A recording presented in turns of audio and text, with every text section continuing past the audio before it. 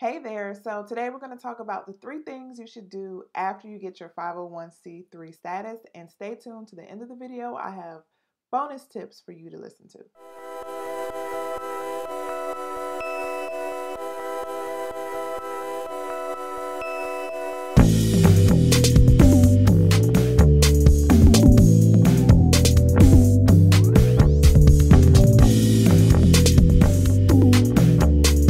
Hey, it's Tiffany with Boss on a Budget. I help new and small nonprofits get up and running. So today I want to talk to you about what to do after you get your 501c3 status. First of all, if that's you, if you just got your status, congratulations, okay? Because that is a stressful thing to go through. It's nerve-wracking. Sometimes it takes longer than you feel it should. So just congratulations that you got through that and you're on the other side. So now that you're on the other side, what should you do first? Where should you concentrate and put all your effort?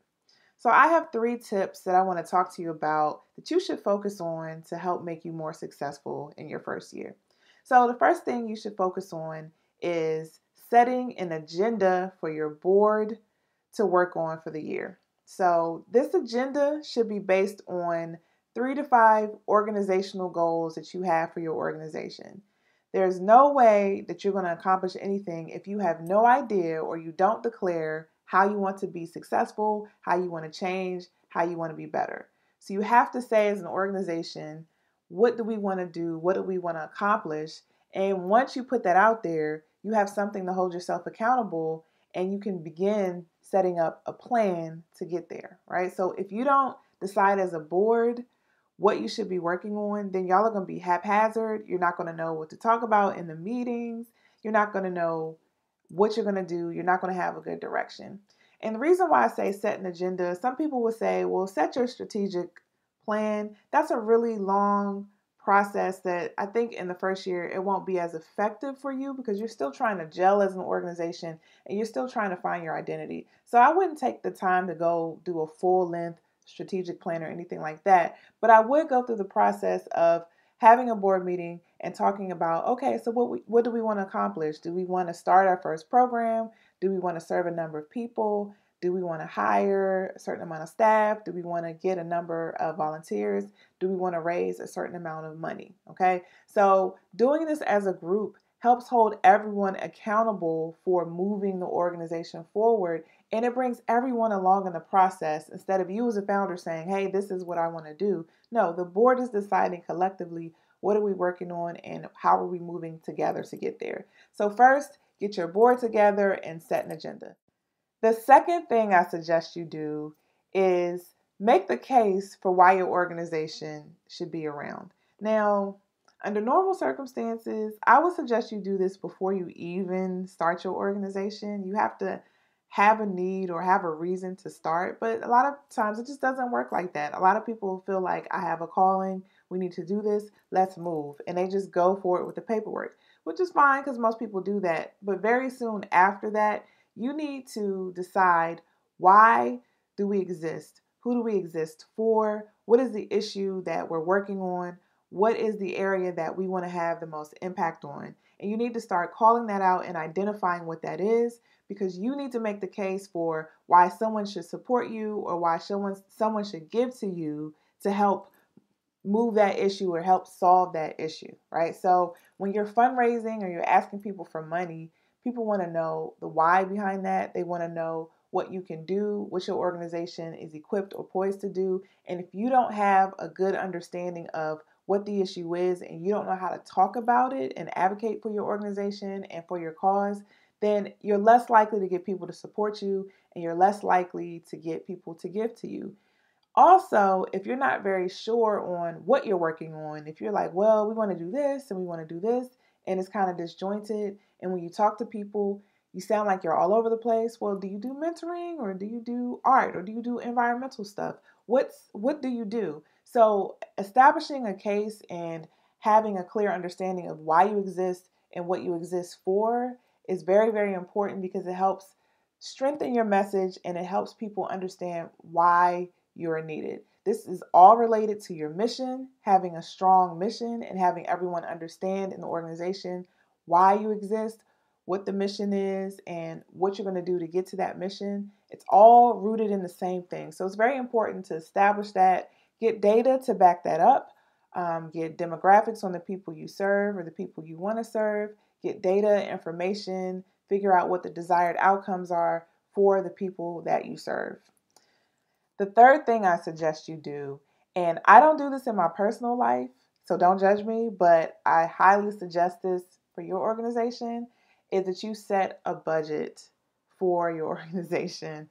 So when I ask nonprofit founders, what's your budget? How much money is it going to take to run this year? Most times I get blank stares and I get crickets. So I really suggest that you think through your organizational goals that I talked about in tip one and think about what is it going to take to get there? What kind of staffing do you need? What kind of resources or training do you need to get there? What kind of materials or supplies? And sit down and write out what that's going to cost. In your first year, it's not going to be perfect. You're starting from ground zero, you're making guesses, but a budget is not meant to be perfect. It's meant to be a guide. But if you don't write down what your desired, goals are, or what you hope to accomplish, it's less likely that you're going to get there. So write down what it's going to take to operate in your first year, what those associated costs are. And then after you do that, so that's your expense budget, then you need to think through your revenue. What do you need to do as an organization to make up the difference? How much money do you need to raise to be successful? What does it want to take to get there? When you start thinking about it like building blocks, so we know that it's going to take $1,500 for us to get all the school supplies we need for the whole year for our after school program. Well, that gives you so much more confidence when you're asking people for money because you can say $1,500 will get us this. Or you have a goal that you're trying to reach that you don't have to worry about whether or not you're going to have enough because you set that goal. That's building block one. Well, you have that $1,500. Well, we know it's going to cost $3,000 in transportation. Then you can figure out another way to get transportation. Maybe someone can donate a van or donate gas cards or whatever it is, but you can then start breaking down the cost and figuring out how you can raise the money to get there. And it doesn't necessarily have to be one source. It shouldn't be. It can be money supplied from donations from the board. It could be from individual donors. It could be from startup grants. It can be from a variety of sources, but you're so much stronger when you know what you need to raise. And a lot of people just are afraid to do that for whatever reason because money scares us, but you'll be in a much stronger position when you do that. So those are the 3 tips that I think you should focus on right after you get your 501c3. I promised some bonus tips.